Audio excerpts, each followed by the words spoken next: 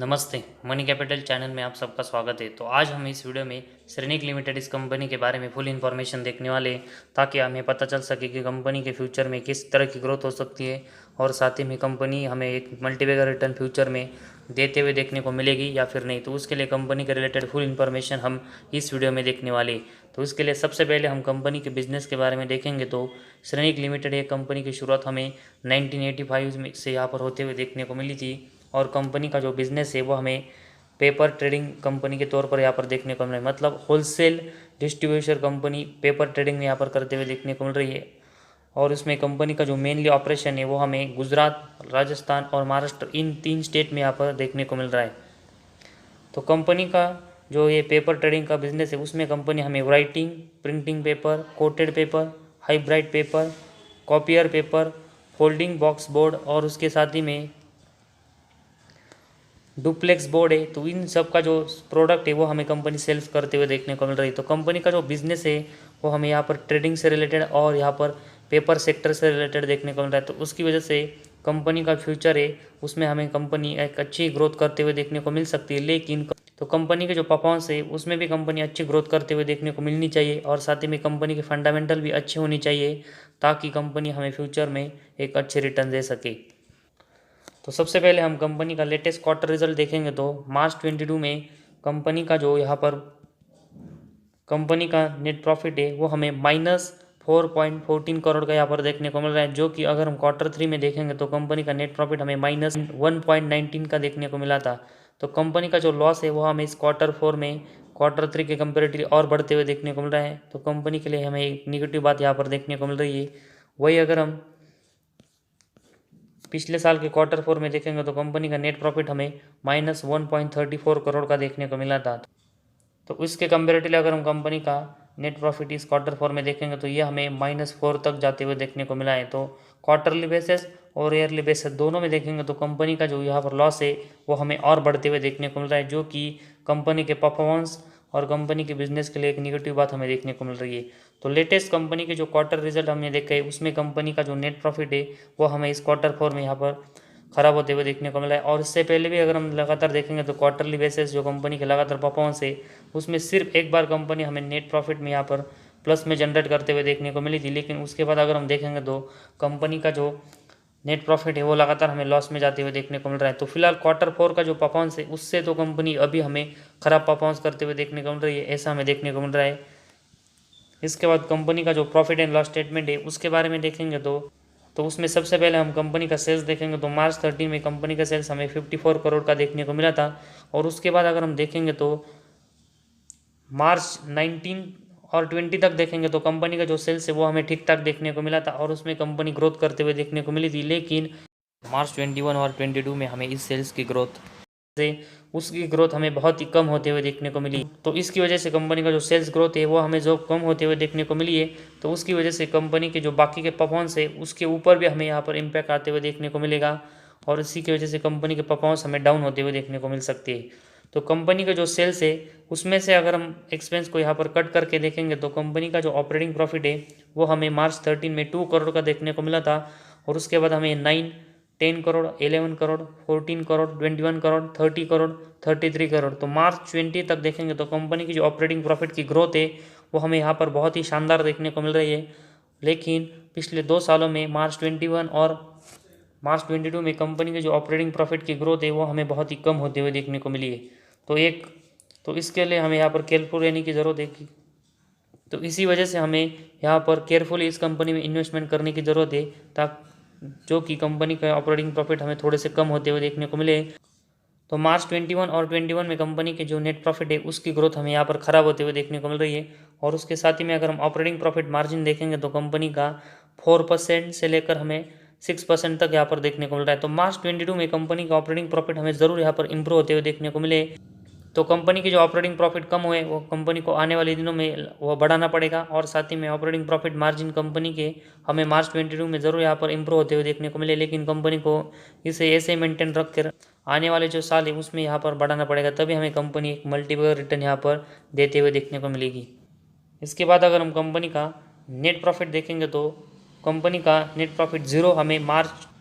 13 में देखने को मिला था। इसके बाद 1 करोड़, 1 करोड़, 3 करोड़, 4 करोड़, इसके बाद 8 करोड़, इसके बाद 11 करोड़, इसके बाद 11।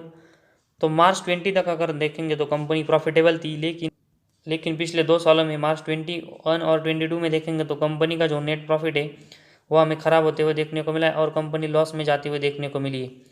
तो कंपनी के जो इंटरेस्ट रेट है वो हमें लगातार बढ़ते हुए देखने को मिले हैं और इसी की वजह से अगर हम देखेंगे तो कंपनी का जो नेट प्रॉफिट है वो हमें यहाँ पर ख़राब होते हुए देखने को मिला है। तो कंपनी को आने वाले दिनों में अगर अच्छा परफॉर्मेंस करना है तो कंपनी को यहाँ पर जो इंटरेस्ट रेट है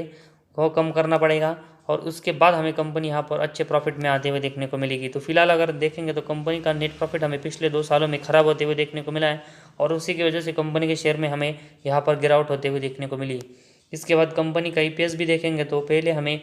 मार्च 20 तक ये कंपनी का जो EPS है वो प्लस में देखने को मिला था, लेकिन जो मार्च 21 और 21 में कंपनी के नेट प्रॉफिट हमें यहाँ पर माइनस में देखने को मिले, तो उसी तरह कंपनी का EPS भी हमें यहाँ पर माइनस में जाते हुए देखने को मिला। तो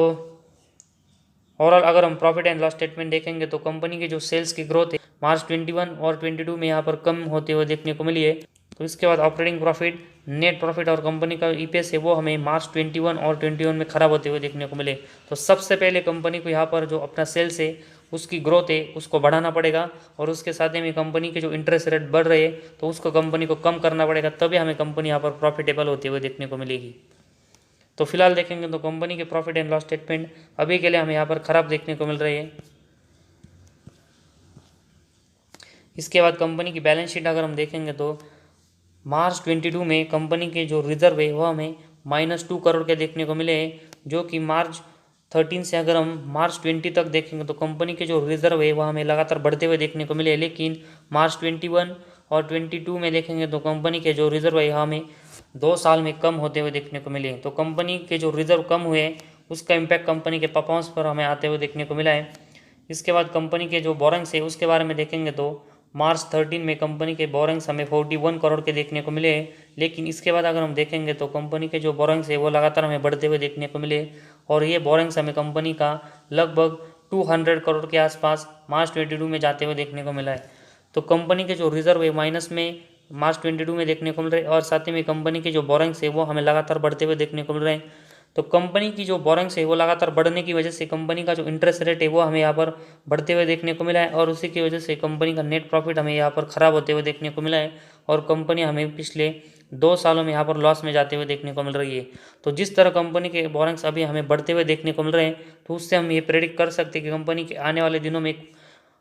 आने वाले जो साल है उसमें भी वहाँ पर परफॉर्मेंस ख़राब होते हुए देखने को मिल सकते हैं। तो कंपनी को यहाँ पर जो आने वाले क्वार्टर्स है उसमें लगातार अच्छे नंबर यहाँ पर देने पड़ेंगे और उसके बाद अगर हम देखेंगे तो कंपनी को अपना बोरिंग्स कम करना पड़ेगा और साथ ही में कंपनी को अपने रिजर्व है उसको यहाँ पर गेन करना पड़ेगा, तभी हमें कंपनी फिर से प्रॉफिटेबल होते हुए देखने को मिलेगी और उसके बाद हम इस कंपनी में यहाँ पर ज़्यादा इन्वेस्टमेंट के बारे में सोचेंगे। तो तब तक अगर हम देखेंगे तो इस कंपनी में हमें ज़्यादा इन्वेस्टमेंट करने से बचना चाहिए, जिस तरह कंपनी के परफॉर्मेंस हमें पिछले 2 सालों में डाउन होते हुए देखने को मिले। इसके बाद अगर हम कैश फ्लोज कंपनी का देखेंगे तो मार्च 22 में कंपनी का कैश फ्लो हमें -2 करोड़ का देखने को मिला है और उससे पहले भी देखेंगे तो मार्च 21 में कंपनी का नेट कैश फ्लो हमें -2 करोड़ का देखने को मिला था।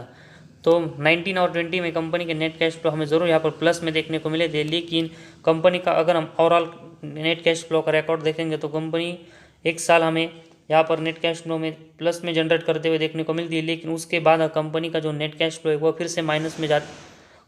माइनस में जाते हुए देखने को मिलता है। तो इसी वजह से कंपनी को जो नेट कैश फ्लो है वो भी यहाँ पर इम्प्रूव करने पड़ेंगे, तभी हमें कंपनी के परफॉर्मेंस में यहाँ पर सपोर्ट होते हुए देखने को मिलेगा। इसके बाद अगर हम कंपनी के डेप्टर डेज के बारे में देखेंगे तो मार्च 22 में कंपनी के डेप्टर डेज 880 तक हमें पहुंचते हुए देखने को मिल रहे हैं और साथ ही में इन्वेंटरी डेज देखेंगे तो ये 1200 डेज पर यहाँ पर पहुंचते हुए देखने को मिल रहे हैं। तो मार्च 22 में किस तरह कंपनी के जो परफॉर्मेंस है वो हमें ख़राब होते हुए देखने को मिल रहे हैं, यहाँ से हमें पता चलता है। तो कंपनी को अगर एक मल्टीपल रिटर्न देना है और एक अच्छी कंपनी बनना है तो कंपनी को डेप्टर डेज और इन्वेंटरी डेज है उसको फिर से कंपनी जिस तरह लगातार हमें कम करते हुए देखने को मिली थी इससे पहले वो कंपनी को करना पड़ेगा, तभी हमें कंपनी का जो ये परफॉर्मेंस है वो यहाँ पर इम्प्रूव होते हुए देखने को मिलेंगे।